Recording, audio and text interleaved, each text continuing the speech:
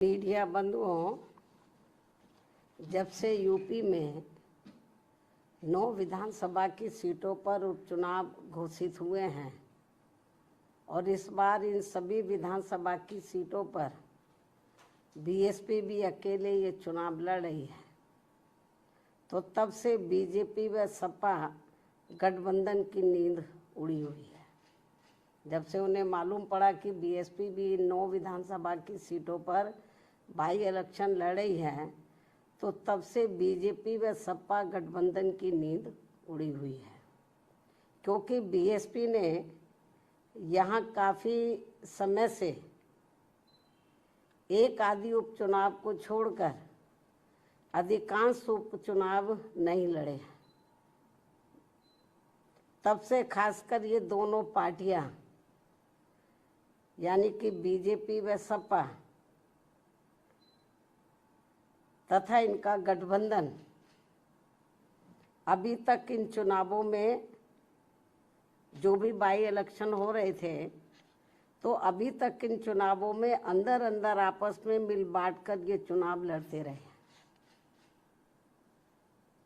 लेकिन इस बार हो रहे उपचुनाव में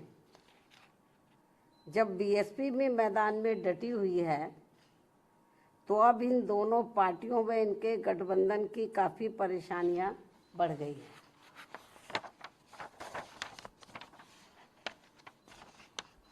जिससे जनता का ध्यान बांटने के लिए अब बीजेपी बटेंगे तो कटेंगे, और सपा एंड कंपनी के लोग क्या कह रहे हैं, जुड़ेंगे तो जीतेंगे। इन नारों को प्रचारित करने व इनकी पोस्टरबाजी आदि भी खूब करने में लगी है, जबकि इनकी हर मामले में रही दोगली सोच व नीतियों को ध्यान में रखकर वास्तव में होना ये चाहिए कि बीएसपी से जुड़ेंगे तो आगे बढ़ेंगे व सुरक्षित भी रहेंगे। हालांकि प्रदेश में विकास व कानून व्यवस्था के मामले में बीएसपी की रही सरकार की तुलना में बीजेपी की वर्तमान में चल रही सरकार से व इसके पूर्व में सपा के रहे शासनकाल से भी जनता को ये जरूर सोचना चाहिए कि इन तीनों में से केवल बीएसपी का ही शासनकाल काफ़ी बेहतरीन रहा है।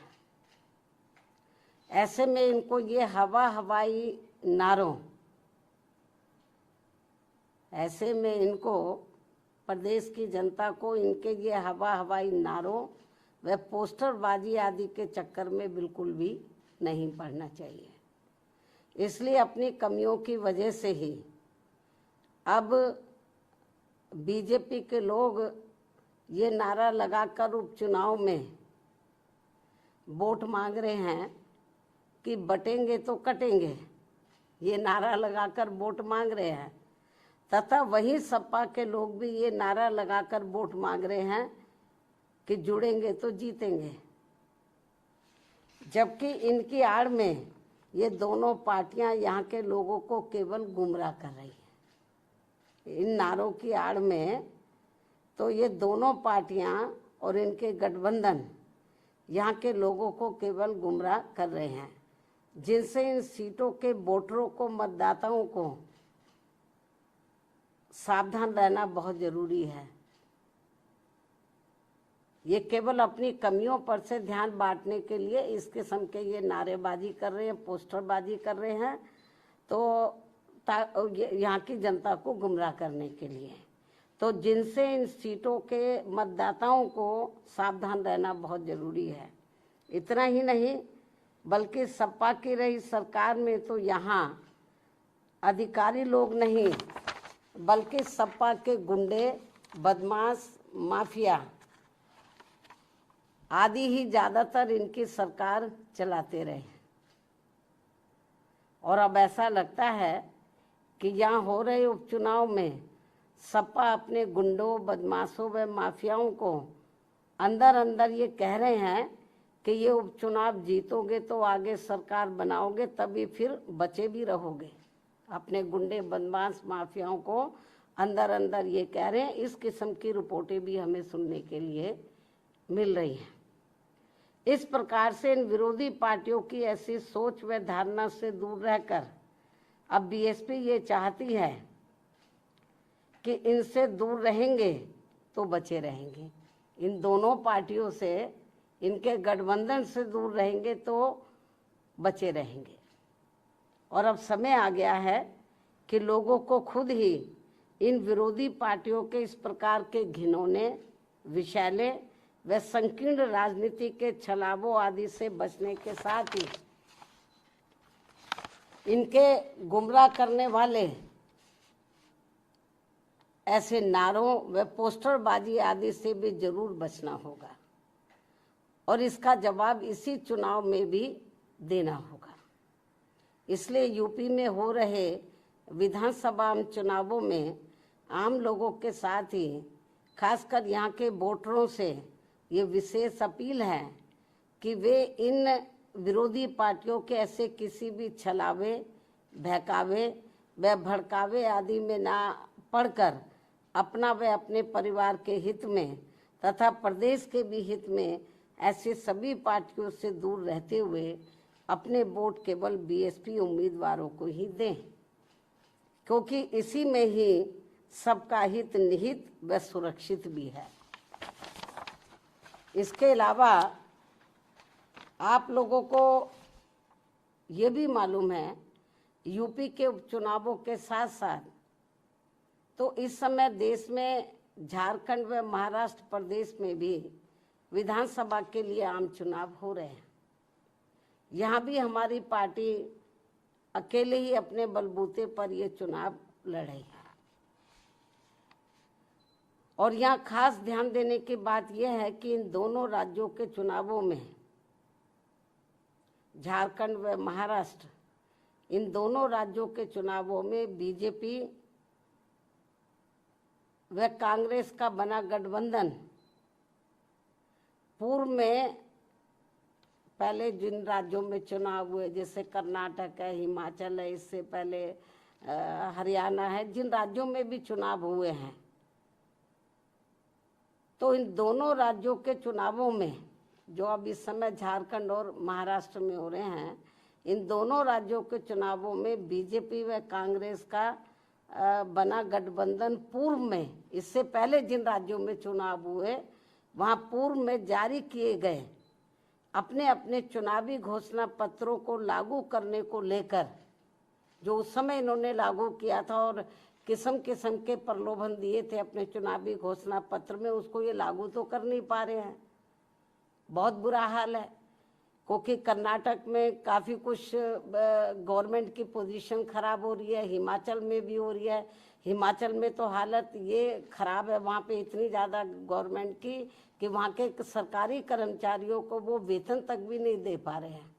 लेकिन चुनाव में इन्होंने बड़ी बड़ी गारंटी दे दी चुनावी घोषणा पत्र में। तो कहना मैं ये चाहती हूँ कि यहाँ खास ध्यान देने की बात यह है कि इन दोनों राज्यों के चुनावों में, यानी कि झारखंड और महाराष्ट्र में जो इस समय चुनाव हो रहा है, इन दोनों राज्यों के चुनावों में बीजेपी व कांग्रेस का बना गठबंधन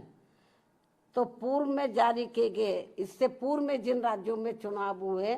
वहाँ जारी किए गए अपने अपने चुनावी घोषणा पत्रों को लागू करने को लेकर इस समय अभी नया चुनावी घोषणा पत्र जारी नहीं किया है।